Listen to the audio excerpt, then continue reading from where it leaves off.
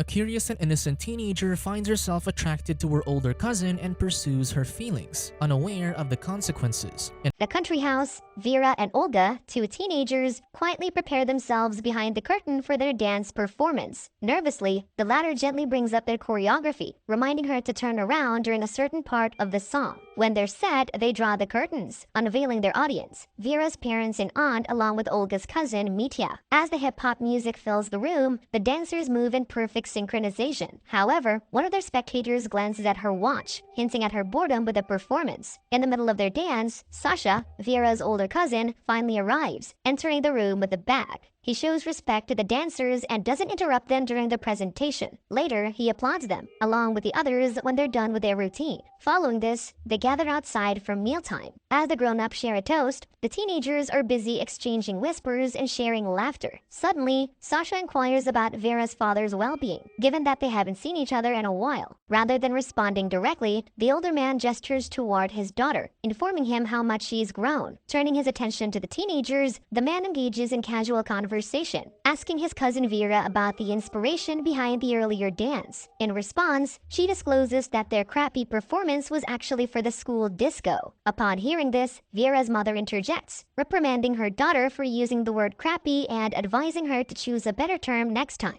Meanwhile, Sasha finds himself under interrogation by his mother, who questions him about the origin of his car. The man confesses that it belongs to his girlfriend, Yulia. Concerned, his mother probes further, asking what his partner currently drives. He reassures her that his girlfriend will figure out her transportation situation. Following this, Sasha inquires about Vera's father's latest novel, as he is an author. In response, the father mentions that he has completed it, but then chuckles and casts a peculiar glance at his wife, who carries on with her meal. Concerned, Sasha once again faces his mother's interrogation. This time, she inquires about his plans and university admission, but the man avoids the subject, choosing not to respond to the question. Suddenly, Vera's mother raises her glass, inviting the other grown-ups to join her in a toast. As the wine glasses clink together, the teenagers share a chuckle among themselves, fully aware that, for now, they can only drink water. Following the toast, Vera accompanies Sasha as he drives her mother to the train station. With a final farewell, the man's mom boards the train, and as it begins to move, the teenager runs after the vehicle, waving goodbye to her beloved aunt. After this, Vera and her cousin pass by the woods on their way back to the countryside. While walking, the teenager asks his relative why it took him so long to come over. In response, the man shares that he's far away from their place. Upon reaching the gate, Vera boasts that she'll teach her cousin a parkour trick. Swiftly, she sprints towards the gate and climbs it, reaching the top effortlessly. Surprisingly, Sasha refuses to follow her lead. Instead, he goes for a more practical approach, moving a picket aside to create an opening and casually entering through it. Once Sasha is on the other side of the gate, the teenager urges him to catch her, cautioning him to be careful. However, when they almost stumble and fall, Vera becomes annoyed, reminding him that she'd warned him to be alert in the first place. As they continue their walk, she challenges him to catch up so that he won't get lost. That night, Vera's dad is busy in his home office diligently working on his novel. Meanwhile, the wife has completed the preparations for the guest room where their nephew will be staying. At that moment, Sasha appears at the door, and his aunt warmly wishes him a good night.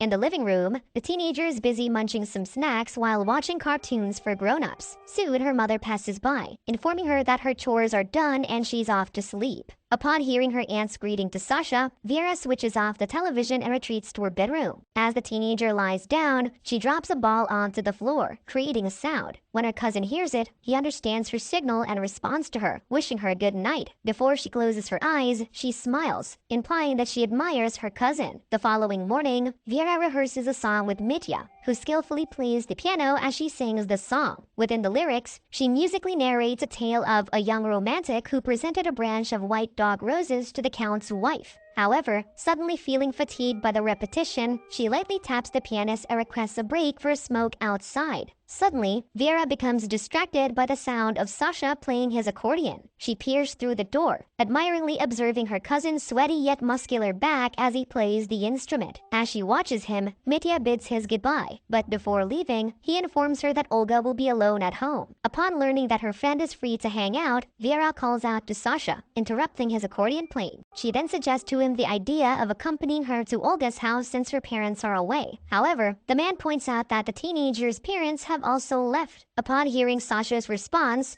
Vera questions whether they'll remain indoors all day. However, the man mentions his need to go to town, suggesting he might not return later that night. He advises his cousin to simply walk to her friend's house instead. Disappointed by his reply, the teenager scoffs and rolls her eyes, frustrated that she won't be able to spend time with him. That night, Vera meets her friend Olga in an abandoned greenhouse. They playfully apply eyeshadows for each other and experiment with mixing whiskey into cola. Afterward, they make a pact to indulge in intoxication together. Unfortunately, Vera is the one who felt the effects more intensely. Consequently, Olga has to carry her to the waiting shed as they wait for Sasha, whom they contacted to drive them home. While on the road, Vera looks at Sasha. In her drunken state, she tries to allure him by spreading her legs, but the man doesn't notice this as his eyes are fixed on the road. When her tactic fails to capture his attention, the teenager closes her eyes and dozes off. Arriving at the country house, Sasha carries his inebriated cousin and places her on her bed. Unconsciously, the sleepy woman moves her legs, unintentionally flashing her undergarment. This sight prompts the man to cover his relative with a blanket. The following morning, Vera is roused from sleep by her mother, who scolds her for being out late the previous night. Groggy and confused, the hungover teenager wonders what happened, and her mother informs her that Sasha has brought her home. Hearing this, Vera wonders about Sasha's whereabouts. In response, her mother admits she doesn't know, speculating that he might be asleep or out somewhere. Regardless, the strict mother urges her daughter to wake up because she'll be heading out. Too lazy to get out of bed, Vera extends her foot to knock on the wall, asking if Sasha's home, but there's no response. Following this, the teenager immerses herself in the bathtub. As she reads a men's magazine, she multitasks by brushing her teeth. Suddenly, her tranquil moment is interrupted by the ringing of her phone. She answers to find Olga on the line, who informs her that she's grounded because of what they did the previous night. After her conversation with her friend, Vera spends time in the living room watching an action movie while sipping on milk. Soon, boredom sets in, prompting her to stretch out on the floor. Curiosity strikes, leading her to check her armpit hair and remove lint from her belly button. Following these activities, she gazes up at the ceiling, lost in thought. With nothing else to do, Vera heads to the guest room where Sasha stays. She then finds a notebook on the bedside table and opens it, only for a photo to fall. Upon getting the picture, she sees that it's Sasha and his girlfriend Yulia. Feeling jealous, she tears the photo in half, keeping Sasha's portion. Next, she removes her t-shirt and dons her cousin's polo shirt. After she tries it on, she turns around upon hearing Sasha's voice at the door, questioning why she's snooping around. Swift to react, the guilty teenager rushes out of the room, flinging the polo shirt onto Sasha's head. Later, they spend time together slicing vegetables to prepare a meal. As Vera chops the cucumber, Sasha watches her, getting indecent thoughts. Suddenly, he is interrupted when his cousin asks what to do next. In response, he instructs her to put the sliced vegetable in the pot. After following his instructions, Vera looks at Sasha, expressing her exhaustion from chopping. However, Sasha disregards her complaint and continues with his task. Later that day, they all gather on the front porch to listen to the author read his novel. The teenager's mother and Sasha laugh at the narrative, but Vera appears disconnected, unable to comprehend what they're chuckling about. That night, Vera pins Sasha's photo to the cabinet. After gazing at it for a few seconds, she removes her blanket and looks at her thighs, revealing drawings of a man and a woman with pouty lips. As she claps her knees together, it creates an illusion of a couple kissing. While doing so, she also adds a smooching sound, immersing herself in a fantasy where it's her and Sasha. Suddenly, her moment's interrupted when her mom enters the room, offering her an apple. She informs Vera that she's off to bed and reminds her not to stay up too late. After the woman leaves, the teenager knocks on the wall and calls out for Sasha, but there's no response. The next day, Vera retrieves a box containing her dad's files and places it near him, prompting him to check it before discarding anything. While going through the documents, the author discovers an important manuscript and allows his daughter to read it. Suddenly, Sasha appears and the teenager is surprised by his presence, leading her to greet him with enthusiasm. The author then approaches his nephew, requesting assistance in delivering a manuscript to a friend heading to America. Upon Sasha's agreement to help, Vera interrupts, inquiring her father if she can join her cousin.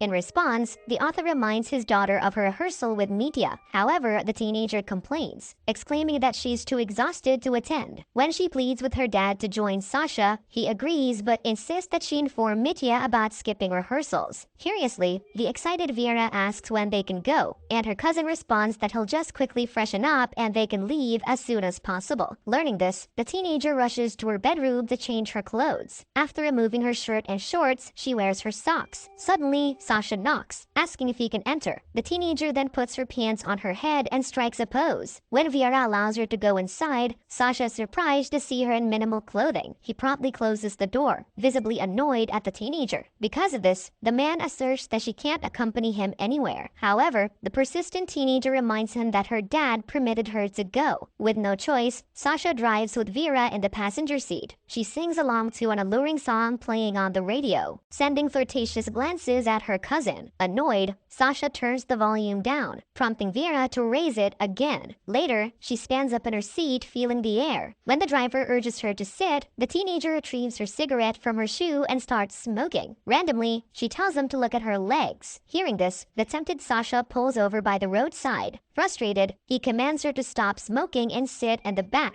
When the teenager asks what's wrong, Sasha emphasizes that they're family, indicating he is aware of her flirtatious signals to him. However, Vera disregards this and continues to smoke, inviting him to share the cigarette. When Sasha shows confusion, the teenager leans in and attempts to exhale smoke into his mouth. Immediately, he pushes her away, prompting her to get out of the car. However, as she walks on the side of the road, Vera's shorts fall. Seeing this, the man exits the vehicle to confront her, but she only removes her top in front of him. Annoyed, he forcefully carries her and throws her into the back seat so he can continue with their trip. When she meets Olga the next day on the swings, Vera informs her that she kissed Sasha during their trip. When her friend expresses shock, the teenager takes it back, stating that she was pranking her. However, in a serious tone, she admits that she is planning to kiss him later. Hearing this, Olga reminds her that her parents will get mad at her if they find out. However, the teenager believes that she'll be doing the right thing, believing that Sasha is in love with her. In response, Olga shares that she'd never do something as inappropriate as that to her cousin Mitya. Vera then chuckles, telling her that no one would kiss her odd cousin even for $1,000. When her friend responds that Mitya likes her and he's willing to kiss her, Vera jokes that if she were given $1,000, she would kiss him back. That night, Vera watches something explicit on television. Hearing this from the other room, her mom reprimands her, stopping her from watching something nonsense. As soon as her mom enters the room, the teenager quickly turns off the TV and approaches her mom to kiss her goodnight. Suddenly, they are interrupted when Sasha appears by the door. He appears to be intoxicated as he laughs at them instead of greeting them politely. When her mother goes to bed, Vera retrieves the liquor bottle from the cabinet and consumes its contents, preparing to execute her big plan. She then ventures out and discovers the inebriated Sasha sleeping near the guest room door. Upon seeing him in this state, she wakes him up and attempts to assist him in standing. However, his heavy weight causes them to both fall inside her bedroom as she tries to help him up. Vera then chuckles at what happened while Sasha passes out on the floor. Seizing the opportunity, the teenager kisses her cousin, prompting him to open his eyes and gaze at her. Giving in to temptation, the drunken man touches her hair and pulls her in, leading them to share a kiss. Meanwhile, the author is in the home office. As the man's busy writing his novel, he suddenly pauses upon hearing heavy breathing, aware of what's happening to her daughter. Though Vera finally gets to kiss Sasha, she finds herself confused and traumatized as she loses her innocence to him. That night, the author finds himself unable to sleep, looking at his wife. He then gazes at the ceiling, unable to comprehend his thoughts. The next morning, Vera wakes up only to see that Sasha is no longer in the guest room. As she walks further, she sees her parents sitting on the sofa with devastated expressions, revealing that they know what happened to their daughter and nephew. Knowing she's in trouble, the teenager immediately runs back to her room. But before she can close the door, her mom stops her and asks what she's done, slapping her. Vera then fights back, and in response, she asks the same thing, questioning what they did to Sasha. Worried, the teenager exits the room and tearfully calls her dad. However, the author is unable to respond to his daughter. He sits still and looks down, implying that he's done something unspeakable to his nephew. Days later, Vera sings on the basketball court in front of her schoolmates. In her song, she musically completes the tale of the young romantic and the count's wife, revealing a forbidden relationship that ended tragically. The song somewhat mirrors her own experience with Sasha, leaving her struggling with guilt.